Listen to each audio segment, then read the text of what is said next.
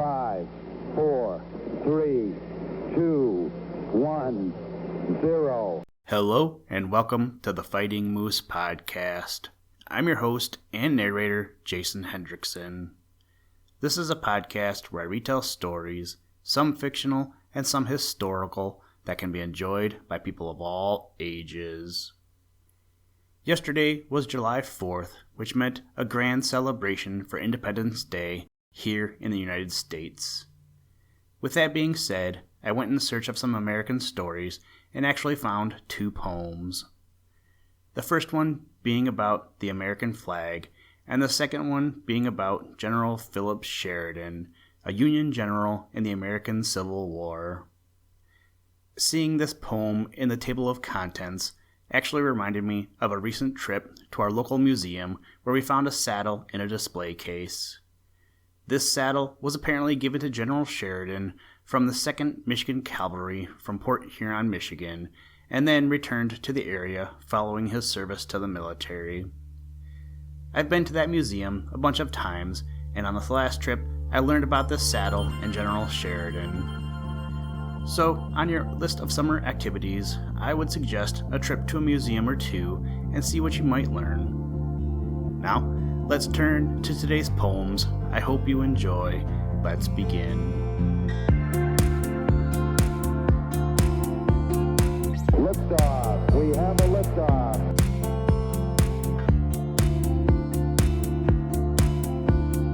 We choose to go to the moon in this decade and do the other things, not because they are easy, but because they are hard.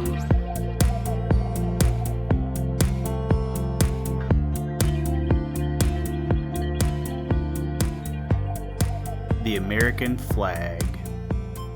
When freedom from her mountain height unfurled her standard to the air, she tore the azure robe of night and set the stars of glory there.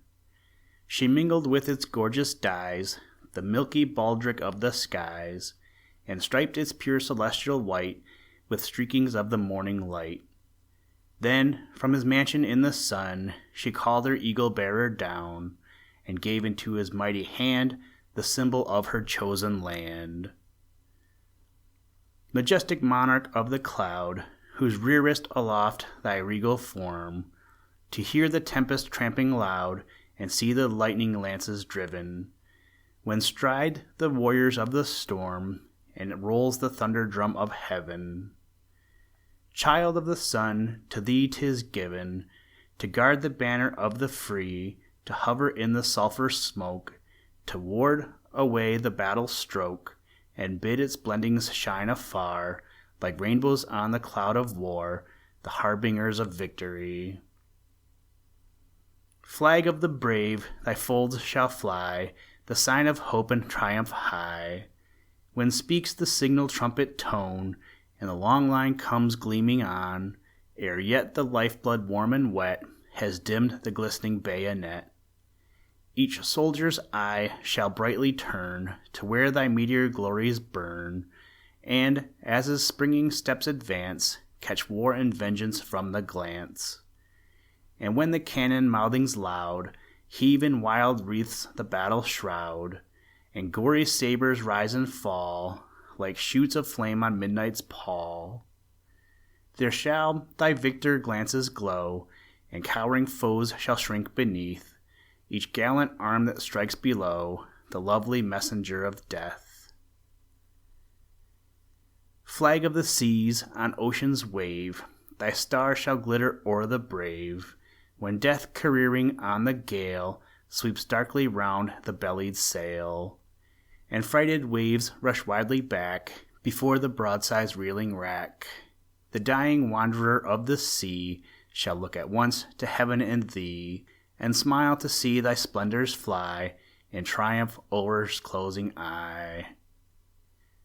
Flag of the free, heart's hope and home, by angel hands to valor given, thy stars have lit the welkin dome, and all thy hues were born in heaven. And fixed as yonder orb divine, they saw thy bannered blaze unfurled. Shall thy proud stars resplendent shine, the guard and glory of the world? Forever float that standard sheet, where breathes the foe but falls before us, with freedom's soil beneath our feet, and freedom's banner streaming o'er us. Sheridan's Ride.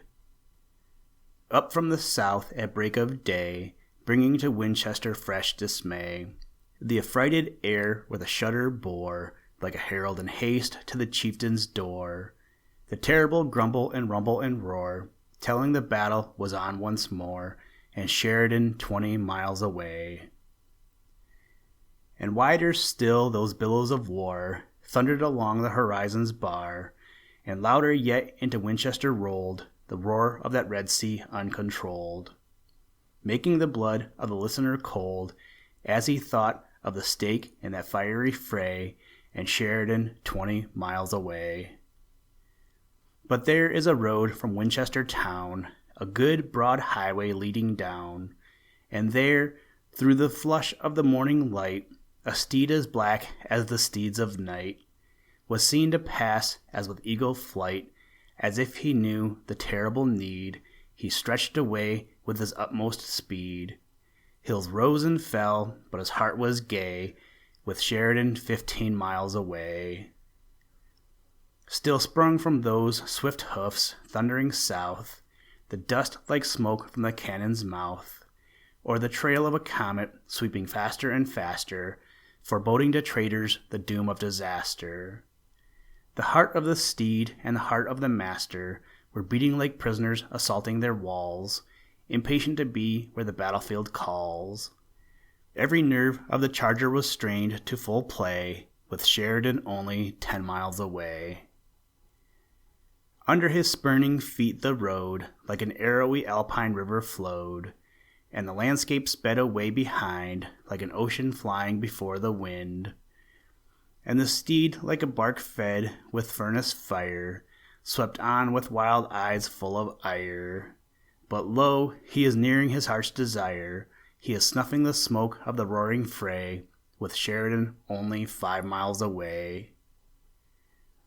The first that the general saw were the groups of stragglers and then the retreating troops. What was done, what to do, a glance told them both.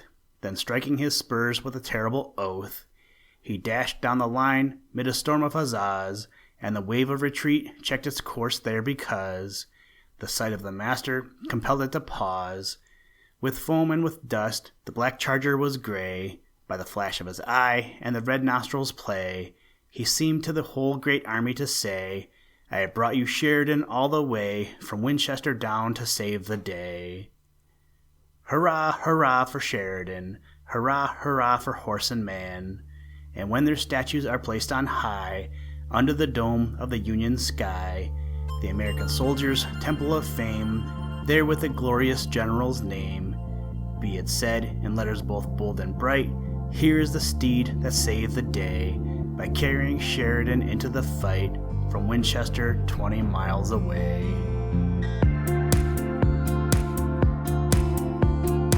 Houston, Tranquility Base here. The Eagle has landed. That's one small step for man,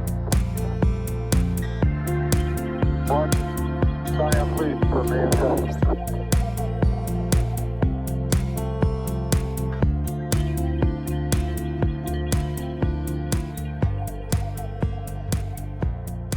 Thank you for listening to this episode of the Fighting Moose Podcast. Please join us next time as we read another exciting story. Today's music was provided by the artist Analog by Nature, and the audio clips were provided from NASA.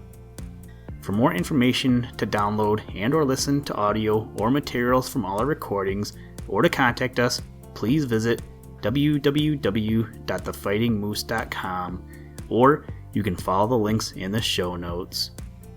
If you enjoy the podcast, please leave us a review wherever you get your podcast or on iTunes, and tell a friend. Thank you for your patronage, and as always, try and do a random act of kindness every day. Mission complete, Houston. After serving the world for over 30 years, the space shuttle turned its place in history and it's come to a final stop.